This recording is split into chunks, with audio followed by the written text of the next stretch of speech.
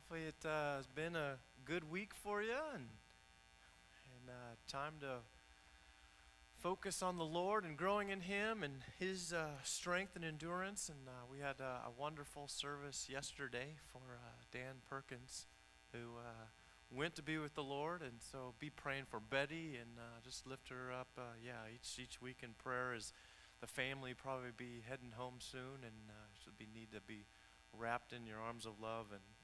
So we're not doing another series. We're just doing a one-time message this week, and so we're just going to call what to do when life becomes an uphill battle.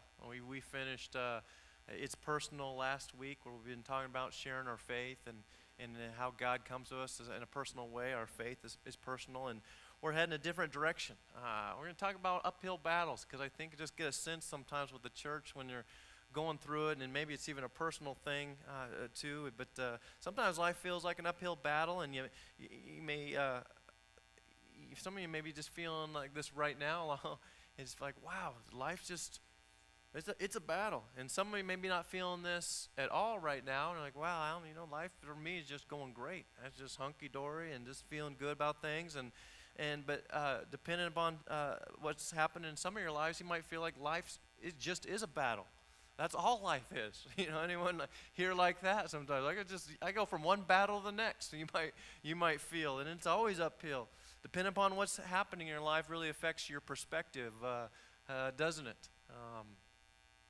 For Kelly and I, we've had some difficult weeks, just emotionally recently. Some with Dan Perkins passing. I know he's in heaven, but there's still a sense of loss, and he was just a big help and support and always had positive things to say. So some of you that were friends with him and knew him, a sense of loss.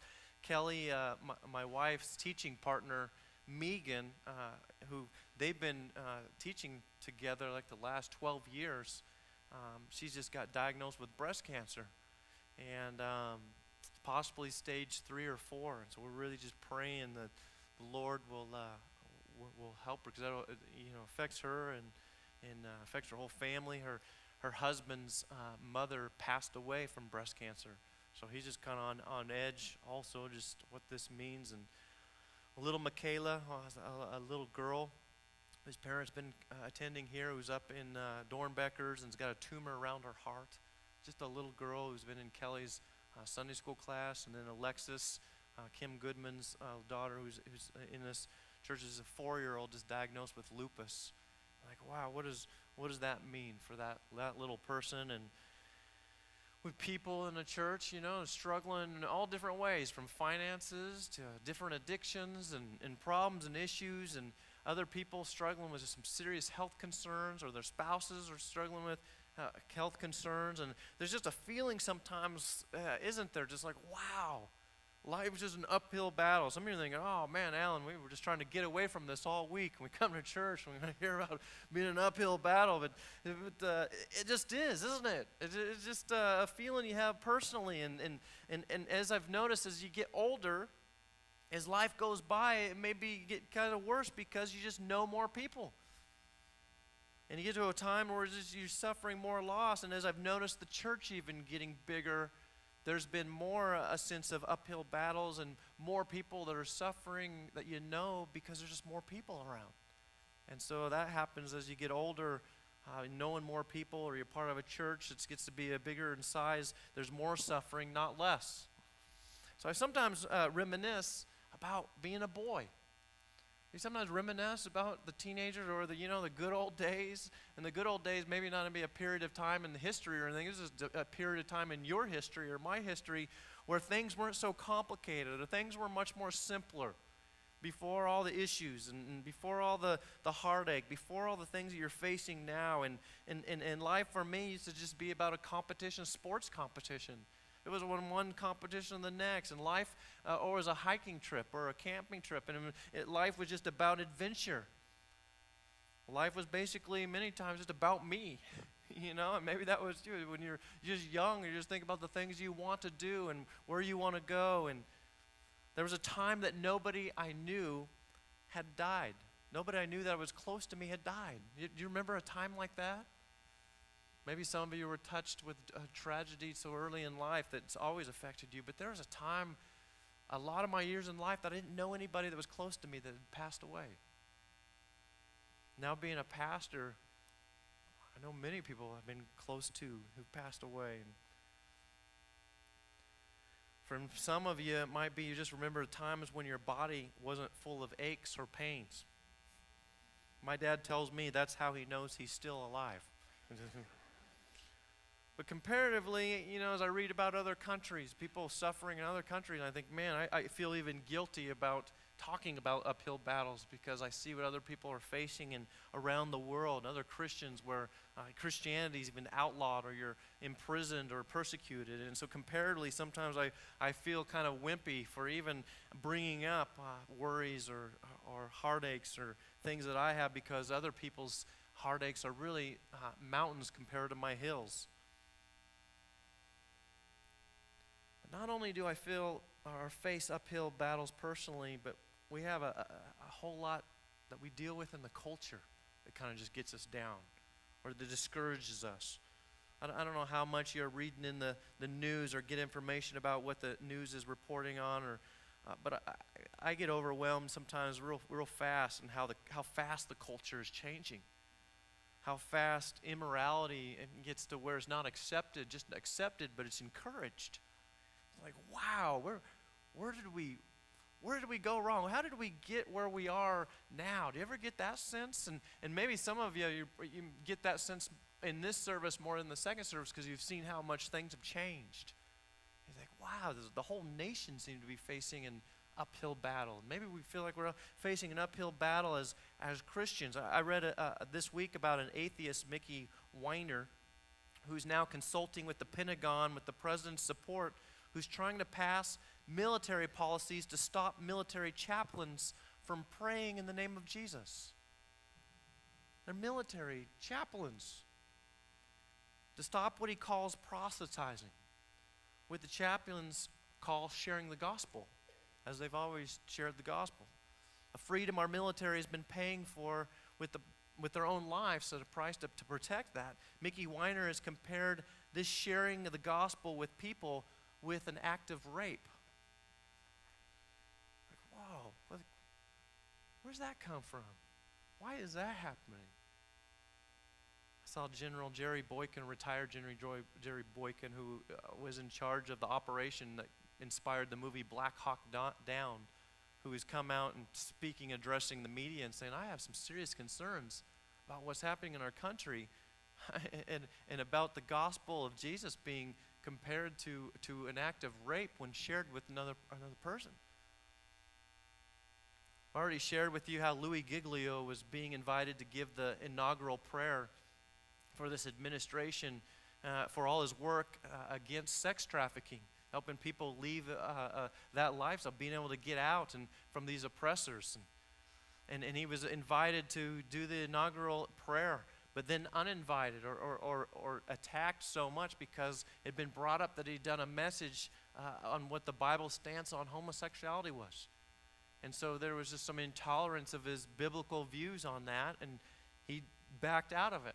And then this week, ESPN announcer, a guy that's been announcing sports for a while, was asked to comment on what he thought about this Jason Collins, this NBA player who's come out and who's saying, that he's involved in a homosexual lifestyle and he's gay. And the announcer simply said, well, I can't say that I'm for it because I'm a Christian. But it is his choice. And people have come out calling for this announcer's job, for him to be fired immediately. Franklin Graham, who was the son of Billy Graham, was invited to the speaker of the National Prayer Breakfast and then uninvited. And you ask why?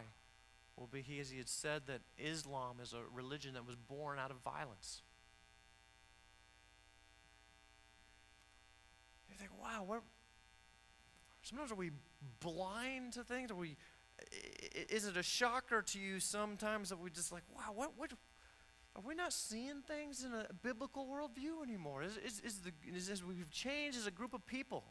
Albert Mohler, who's the president of Southern Baptist Theological Seminary, wrote a piece called When the Law and Morality Used to Agree. There used to be more alignment on what is good and what the law would actually back up. And times are rapidly changing.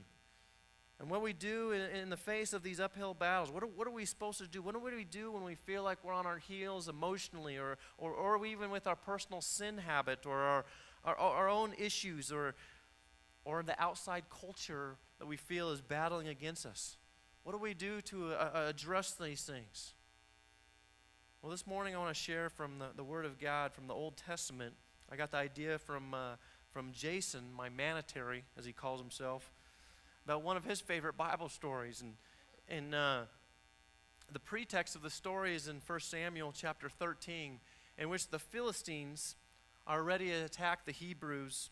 And in verse 13:5 it says, the soldiers were as numerous as the sand on the seashore. And the Hebrew people's situation is critical.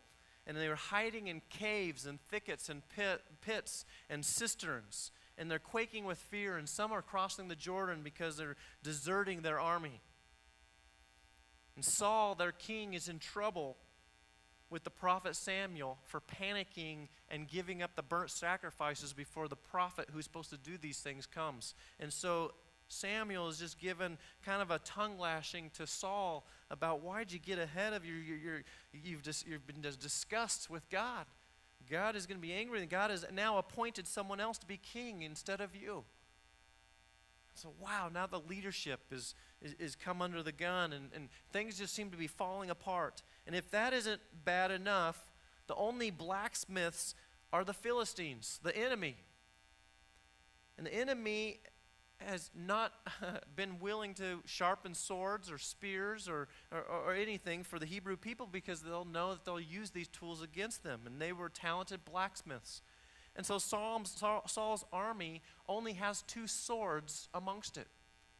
One for Saul and one for his son Jonathan. And then he has the rest of you guys, he says, well, you can use your fork. You can use rocks.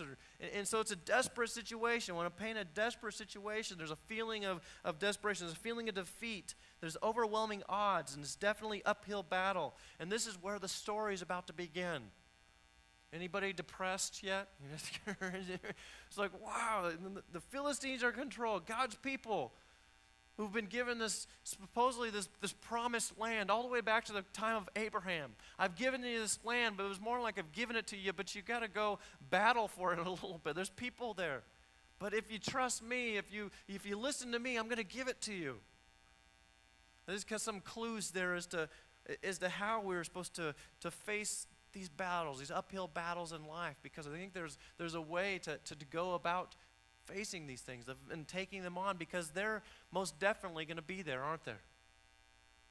There used to be a pastor who just said people described life as ups and downs, the ups and downs in lives, and sometimes it's up here, but sometimes life becomes a roller coaster and big mountains, and so some of you, when you're on the way up, you just know the shoe's going to drop at some point, something's going to happen to you, you kind of expect it because things have been like that in the past. And well, this pastor said rather than kind of ups and downs or mountains, highs and lows, he sees his life as more of a train track. One railing that he goes on is negative or hard or uphill experiences, and one is good experiences, and they're always coming at you at the same time. He says that's how he finds life, and I would say that's probably a little more true. He says every day offers its good and bad, doesn't it? There's always uphill battles, but sometimes the uphill battles seem to just be mountains, Mount Everest. Like, wow, how are we going to get through this against overwhelming odds? How are we going to take this on? And 1 Samuel 14, 1 through 23 is where the main story, the crux of the story we're going to be in today, and involves Jonathan and his dad Saul and the armies of Israel against the Philistines. 1 Samuel 14, 1 through 23. Here's the first verse. One day, and I've already kind of preluded to what kind of condition they're in. They've been in this situation for a while. But one day, Jonathan, son of Saul, said to the young man bearing his armor, "Come, let's go over to the Philistines' outpost on the other side." But he did not tell his father. So one day, this is just Jonathan, just talking to his armor bearer. He said, let's go over to the Philistines and see what's up. We don't exactly know why Jonathan decides to take this incredible risk.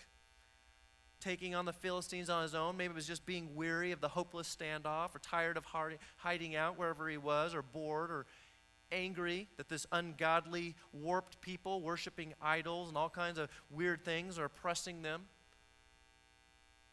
He's tired of he's keeping his people from grasping onto the promised land that his people have been promised, that God has promised them. I mean, we don't know why he would take this extraordinary risk, because it's just him and his armor bearer. And so really the first point that I think we need to grasp in facing uphill battles is you need to be discontent with the status quo. Because I think Jonathan at some point just said, I'm just tired of just sitting here doing nothing while we're on our heels, while the armies of God are drawn back, while good is not doing anything, and the enemies of God are coming against us, and enemies of his people are coming against us, and I'm just tired of this. Maybe the Lord is just welling up inside Jonathan's soul, and something's not right here. God's people shouldn't cower to an evil army. You've got to stand up. Maybe it's the situation of people that are involved in recovery. You know, they've struggled with different addictions and things. They'll say, I'm sick and tired of being sick and tired. The pain's gotten so much where I'm ready to move on this. I'm on my last whim, on my last day, and I'm ready to stand up because I'm just tired of this.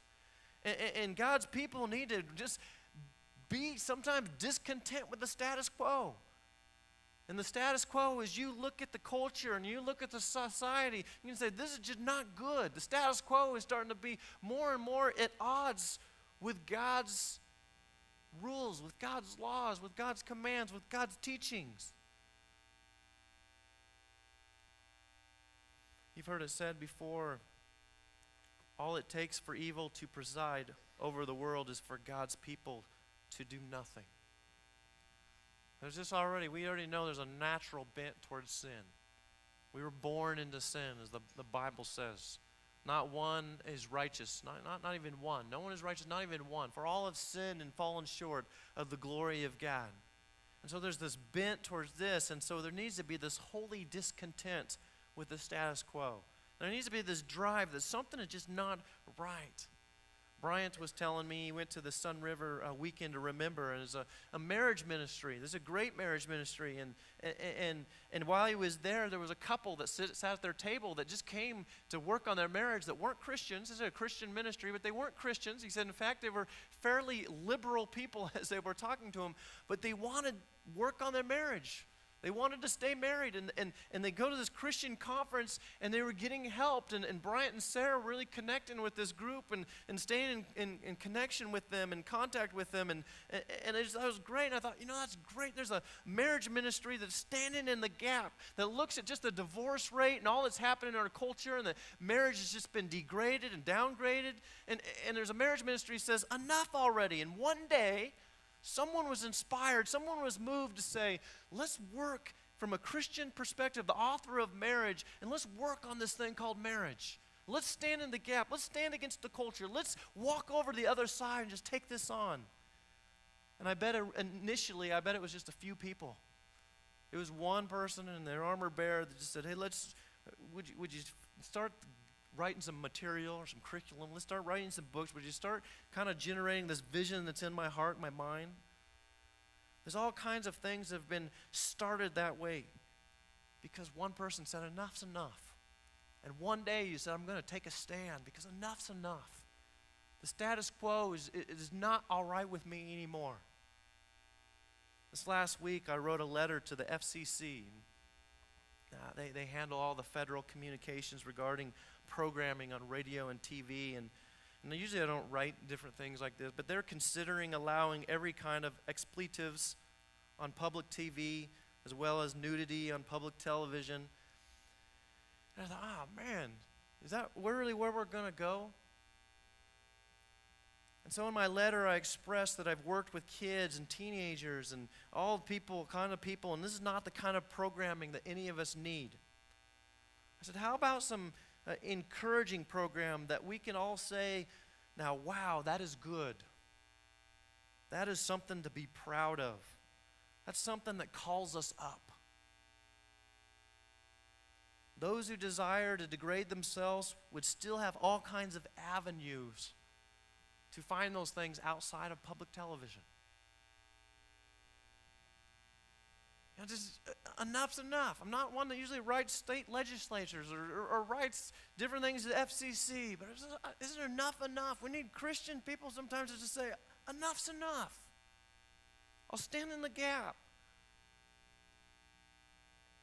There's this Benson High School teacher up in Portland, Mr. Das, who's in his own time with his own church would support the pro-life causes and write different things. And he was teacher of the year some years back, and one of the only state certified math teachers that can teach college prep classes at the high school level. And he had some Planned Parenthood people come into his math class while he's teaching math, and he didn't know exactly why they were there, and they didn't announce themselves or properly identify themselves, and he said they couldn't be there to teach that day, whatever they were trying to teach or why they were in his classroom, and so he sent them out. Well, with time, he was eventually demerited and then released indefinitely. And so I wrote an email to the state legislators to please make sure and look into the case further. I don't think of myself as an active guy. I don't think of myself as that someone's just active in public life and writing letters and things. But I'm just one day. And I'm hoping with the church that this one day needs to be soon, where the church decides to move and our own personal issues from our own sins and confronting the culture with the love of Christ and standing firm and saying, enough's enough. Resisting the status quo. Well, as the story goes on in verse 2 and 3, Saul was staying on the outskirts of Gibeah under a pomegranate tree in Migron. With him were about 600 men, among whom was Ahijah, who was wearing an ephod. He was a son of Ichabod's brother Ahitub, son of Phinehas. I'm saying that wrong. The son of Eli, the Lord's priest in Shiloh, and no one was aware that Jonathan had left. So Saul wasn't doing too much. And I think in life, many times there's people you see that they do more with less, and there's other people that do less with more. And Saul was one of these. We're doing the latter at this time, and in comparison, you probably can't blame him. I probably can't blame him, because there's many times we're doing the exact same thing Saul was doing. It's just almost scared or not knowing what to do or looking at the overwhelming odds. A lot of times we just sit like, oh, I don't know what to do. I'm overwhelmed. I'm in fear. I'm scared. I'm wondering what people will think. I wonder what difference can I make anyways. Maybe Saul's looked at the overwhelming odds. He's like, I've got 600 men, but that's nothing compared to the thousands that are coming against me. And so he doesn't move at all or draws back. But he had maybe more options than Jonathan had. Verse 4, on each side of the pass that Jonathan intended to cross to reach the Philistines' outpost was a cliff. One was called Bozez and the others Sinai. One cliff took to the north towards Michmash and the other to the south towards Geba, or Jeba. And Vernon McGee says British General Allenby read about this battle before his heroic and successful surprise attack on the Turks in World War I. I don't know anything about the battle or the geography where this battle took place or what's happened in this battle, but I know that Jonathan is not very many with him and many against. Apparently he comes between two cliffs and he's coming up here, and this is what happened in verse 6. Jonathan said to his young armor bearer, come, let's go over to the outpost of those uncircumcised fellows. They weren't part of God's people. They weren't the circumcised, the Jewish community, the Hebrew people. And perhaps the Lord will act on our behalf. Nothing can hinder the Lord from saving, whether by many or by a few. So here's where the second point here that I think is amazing is we're going to face uphill battles, and they're going to come, and they're already here. We're going to need a great faith. We need to be people of great faith, able to see what looks like it's unseen, able to step in trust, even though it doesn't seem like it warrants it. Even though we're unsure, even though we're doubting ourselves 100 times, there's a time we're going to need great faith. And this statement is amazing. Nothing can hinder the Lord from saving, whether by many or by a few.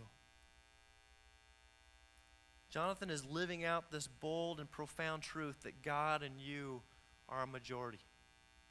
That God doesn't need to take polls, doesn't need to see what people think first. He's not depending on any military might. He's competent and powerful in achieving His will.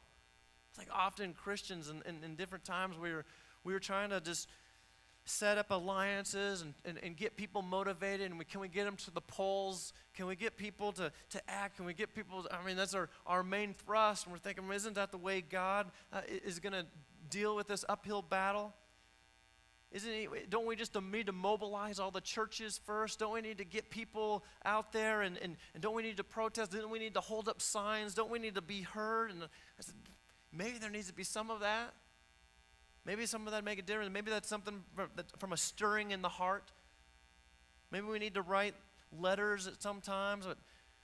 But ultimately, we need to know that the battle belongs to the Lord. Many times I get discouraged at the tidal waves of society and in my personal life, and issues and discouragement and temptations I'm facing, temptations you're facing. We try and fight the battles, and we're discouraged many times because in truth, we're trying to fight the battles ourselves. And we're going to get discouraged every time. Because within us, we just don't have the power and might to overcome every obstacle, overcome every battle. Because in truth, the battle will always belong to the Lord. The battle will always be the Lord will always be our provider. The Lord will always be our keeper. The Lord will always be our refuge. And instead of us fighting the battles, we need to hand those over to the Lord Jesus. Some of us, maybe a select few, had to have the opportunity to feel and know a complete loss of control. And that's where the Lord's might always begins. Where faith begins. Where trust begins. And as he said to Paul, when Paul said, take this thorn from my flesh, and the Lord responded, my grace is sufficient for you. Where in your weakness my strength will be revealed. It takes great faith. You know, the African impala I was reading about this week can jump to a height of 10 feet. Can you just imagine? I'd love to see an impala play basketball. And 10 feet in the air and cover a distance of greater than 30 feet. So this animal is amazing, and these magnificent creatures, though, can be kept in an enclosure of a zoo with a 3-foot wall. A 3-foot wall. This animal will not jump if they cannot see where their feet will fall. So for us, faith is the ability to trust that we cannot see. With faith, we are freed from the flimsy enclosures of life that only fear allows to entrap us.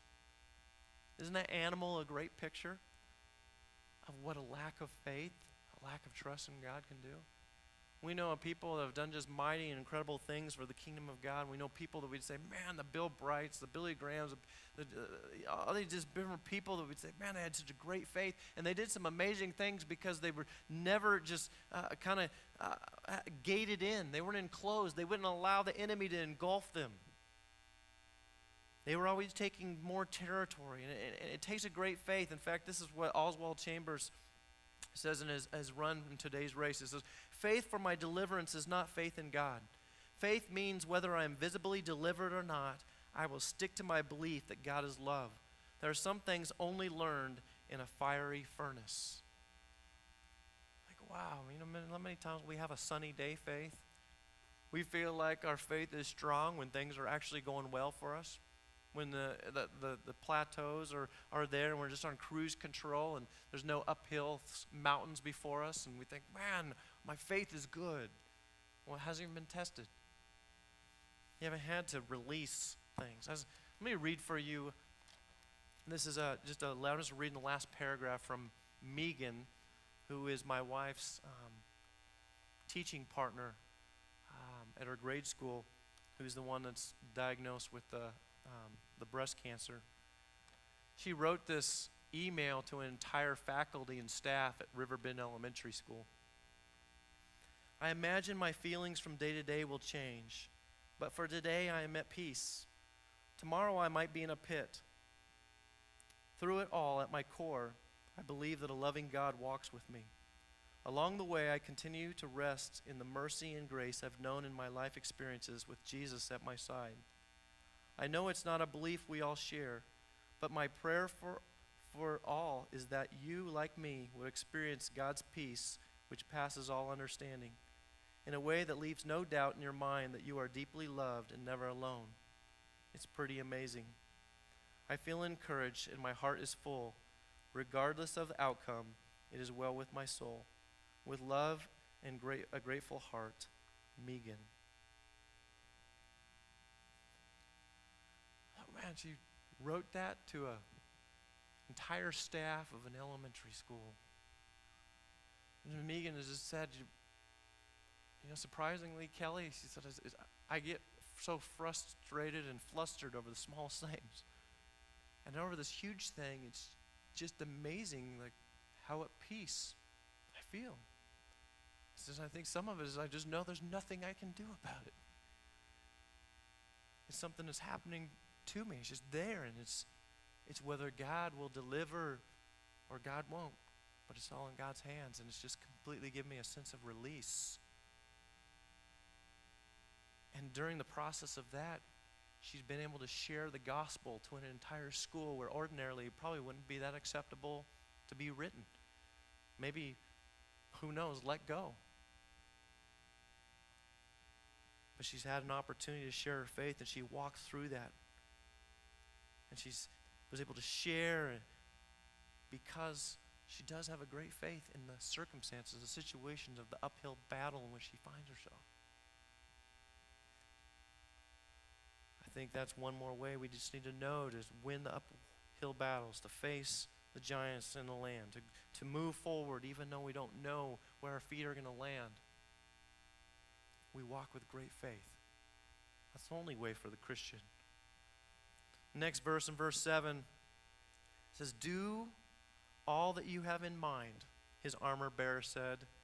Go ahead, I am with you, heart and soul. You see what he's saying there? This is his armor bearer speaking. Do all that you have in mind, his armor bearer said. Go ahead, I am with you, heart and soul. And the point here that I want to get across is we each need at least one armor bearer. This is actually the verse that Jason quoted when saying this was his favorite story. He logically deducted that if Saul and Jonathan are the only Hebrews in the land with swords, that this guy is unarmed. But it wasn't his toughness that appeals, I think, even to Jason as he puts a light in this guy's eyes. What he says, go ahead, I'm with you, heart and soul. It's not that he's just tough, it's that he's so committed, that he's so loyal, that he's with them in the end. And Jason said to me, every guy needs someone like that. This is very picturesque of what I think our Brothers in Arms ministry at this church is tried to implement. Another guy in each guy's life, and Dwayne Peters with his one-on-one mentoring is trying to get across. Is you need one guy that believes in you. One guy that's going to walk with you, or one gal for you sisters that just needs to believe in you and lift you up in prayer and love you and walk with, and so you're not in isolation. Because sadly, as much as it excites us guys to think about the idea of a strong bond or brotherhood, most guys miss this because as men's fraternity, it calls it the self-inflicted wound of isolation. Henry Thoreau, in his words, said most men live quiet, lonely lives of desperation. And yet we can see, to win the battle, having your one armor bearer is a necessity. Having one person in your life is a necessity to build you up, to say, I'm with you. I will fight hand in hand with you. Robert Lewis, he said as he was writing, as he was in college, not even knowing he'd be writing in men's fraternity years down the road, he had this older man in his church come to him because he was estranged from his own father and didn't have any male mentors in his life. And this older man in his church came to him and said, Robert, someday your ideas are going to be published. I said this to him in college. Robert Lewis goes on to write many books, including this material called Men's Fraternity that many churches are using for their young men across the entire country. People that believe in you each need just one. We sometimes are called encouragement partners or accountability partners, but you need one in your corner. For many from Men's Fraternity, I can tell that many men have been scarred by their fathers and things. So if it could be their dad, even better. If a loving dad, I remember my own dad. I've got an envelope of letters written to me from my dad, as well as some other influential people in my life throughout the years. And I've got one of my dad just said, I believe in you, and Alan, whatever you set your heart and soul to, you're going to accomplish. I just remember growing up actually believing that. I remember believing I can do things. My dad believes that I can do these things, so certainly I can do them. I think each dad, if you're a dad right now, you have never written your son a letter like that. I think you may think about that. Because and if you're a man or a woman here that doesn't have that armor bearer in your life, I prayerfully ask you to consider that. That you got that person that's lifting you up and saying, if you're going, I'm going, and I'm going heart and soul. I'm going with you. You see how Jonathan responds here in verse 8 through 14. And Jonathan said, come then, we will cross over towards the men and let them see us. If they say to us, wait there until we come to them, we will stay there, and we're not going up to them. But if they say, come up to us, we will climb up, because that will be our sign that the Lord has given them into our hands. So both of them showed themselves to the Philistine outpost. Look, said the Philistines, the Hebrews are crawling out of their holes. They are hiding where they are hiding. The men of the outpost shouted to Jonathan and his armor-bearer, come up to us, and we will teach you a lesson. So Jonathan said to his armor-bearer, climb up after me. The Lord has given them into the hand of Israel. Jonathan climbed up using his hands and feet, and with his armor-bearer right behind him, the Philistines fell before Jonathan, and the armor-bearer followed and killed behind him. In that first attack, Jonathan and his armor-bearer killed some 20 men in an area of about a half acre. Notice Jonathan's consistent dependence on the Lord. It's the quality of his character and the dependence on God that allows him such a huge victory. Whole time he's saying, Lord, if this be your will, Lord, answer us here and we will go. In the next verses, we'll see the contrast from his father Saul, 15 through 19. Then panic struck the whole army, and those in the camp and field, and those in the outposts and raiding parties, and the ground shook. It was a panic sent by God. Saul's lookout at Gibeah and Benjamin saw the armies melting away in all directions. Then Saul said to the men who were with him, muster the forces and see who has left us. And when they did, it was Jonathan and his armor-bearer who were not there. Saul said to Ahijah, bring the ark of God. And at that time it was with the Israelites. And while Saul was talking to the priests, the tumult in the Philistines' camp increased, and more. And so Saul said to the priest, withdraw your hand. It's interesting what's happening here. God sends a panic. It's God that's winning the battle. The battle is belonging to the Lord, and he is motivated and inspired Jonathan, and now he sends is kind of a ground shock to panic these armies, and they're even fighting against themselves, and there's confusion going on, and they're on the run. And while Saul was talking to the priests, the confusion's even just rampant as he's watching the Philistines. So Saul tells the priest, withdraw your hand. I think something important is happening there. The Israelites had picked their first king by casting lots, by using the Urim and the Thummim. And it's two plates with stones, and the priest would use these to determine a yes or no questions to God and get their answers from God through this kind of weird plates, casting lots kind of idea. And you think, well, that's weird. Is that how people of faith should respond? And actually, it was a good thing, and it was something God had him doing, because it took the decisions out of the hands of man. But you can see Saul's heart here as he's rushing, withdraw your hand from these tools in which to listen to God. Saul is in essence saying, we've got this. Hey, withdraw your hand, priest, from consulting the Lord, because it's obvious the Philistines are in confusion. We got to go after them now. And that was a tendency, and Saul was a tendency to rush ahead of God or see God as a formality or see God as a good luck charm to kind of wink at and then ultimately just do your own thing. And we see evidence of Saul's life degrading as towards the end of his life, he's consulting the witch of Endor towards the end of his life.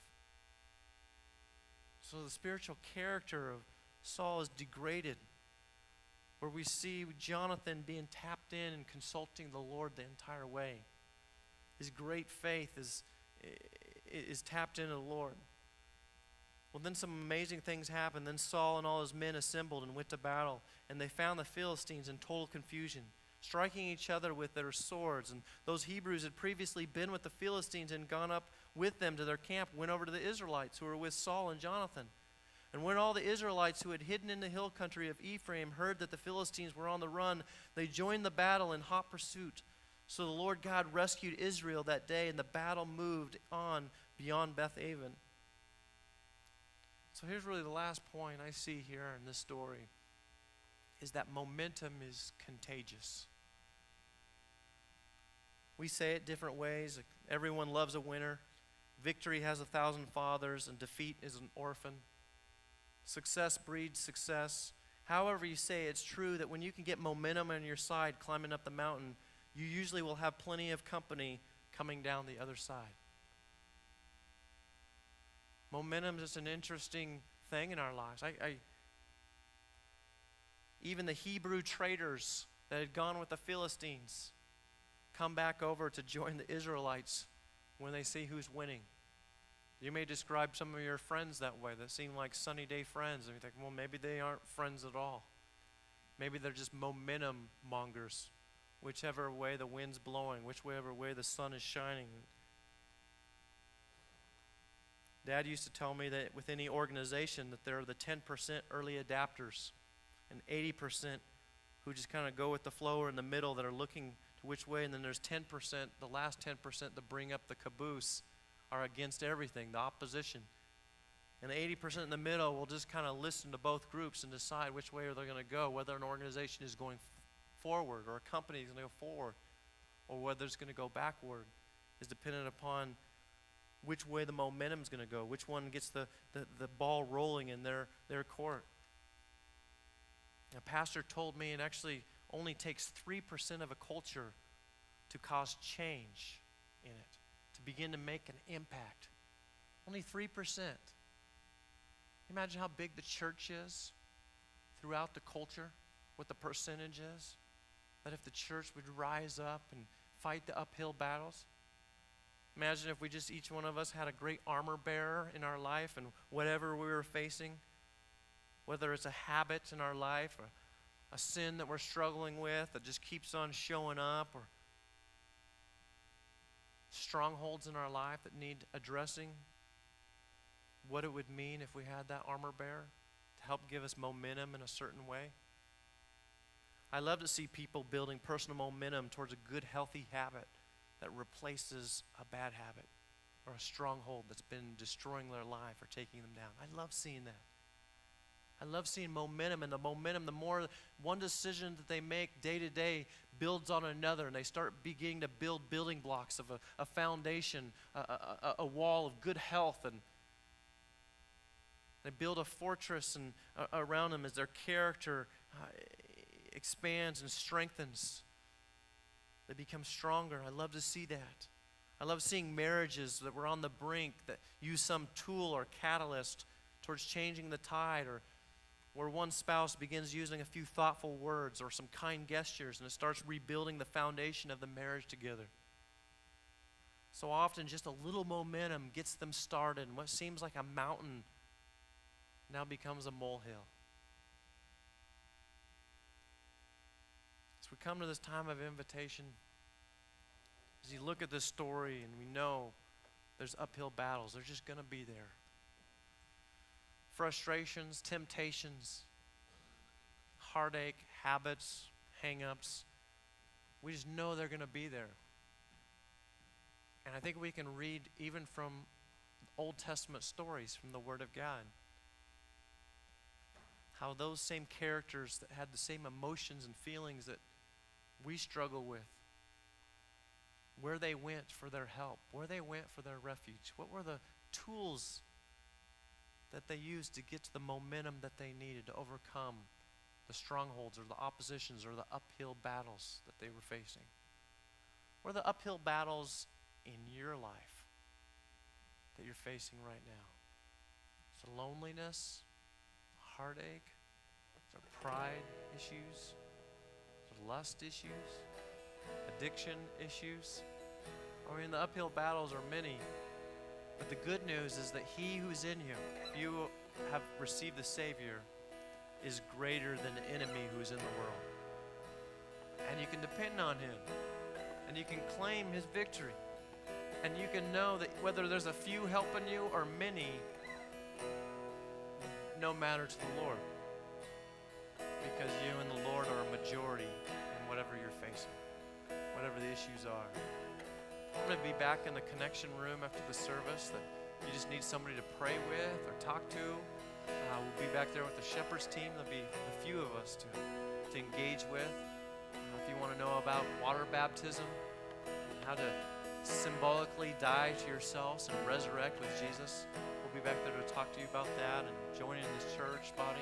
Whatever it is, and this time we're going to spend some time singing and giving our praises to God.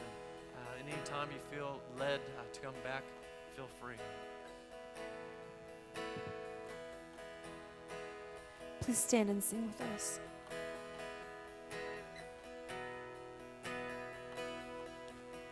Amazing grace, how sweet the sound that saved a wretch